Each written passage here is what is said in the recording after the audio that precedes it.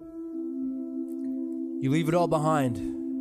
You travel. And of course, naturally, people are curious. What did you learn? What did you do? Before I get to that, I think for now, let's talk about why. Why I left. Why I came here.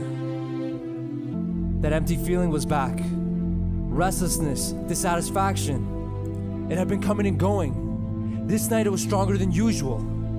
As I looked out my window, the city of Ottawa below me, I couldn't help but feel tired. Tired of the predictability that was every day. The same people, the same streets, the same routine. Work, school, weekend repeat. There has to be more than this. There's so much more in the world. So much culture, knowledge, tradition, places to be seen. My heart was calling for adventure. I tried my best to ignore it. You know, it's so easy to ignore feelings these days. It's so easy to ignore yourself. It's so easy to escape. You imagine the activity, I did it. And when I found myself alone at night looking out my window, the same feelings returned. You need to go. You need to find out who you are, because truth is at 21, I didn't know who I was. I was scared of my own company. I was busy trying to impress people, busy seeking validation, busy seeking permission from other people to be myself, that I didn't know who I was. Eventually, it got to the point where I couldn't keep lying to myself. I needed a change. I had to go someplace far, someplace where I didn't know anybody. I had to leave it all behind.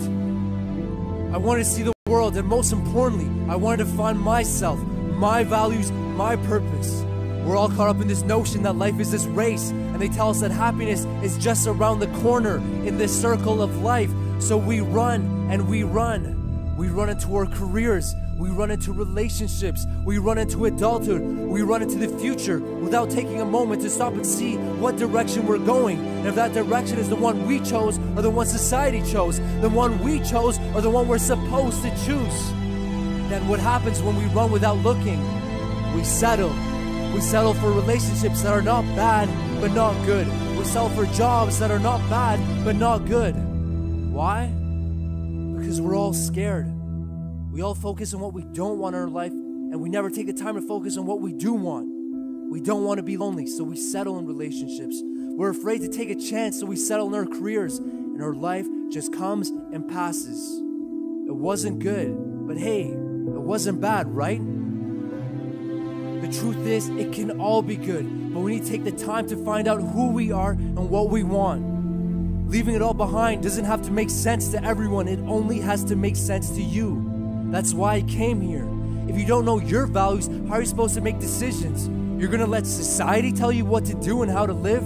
That works, but what if you're not like other people? What if you want different things? Then you have to walk a different path. And what I'm saying is, don't be afraid. Don't be afraid if your path looks different than everybody else.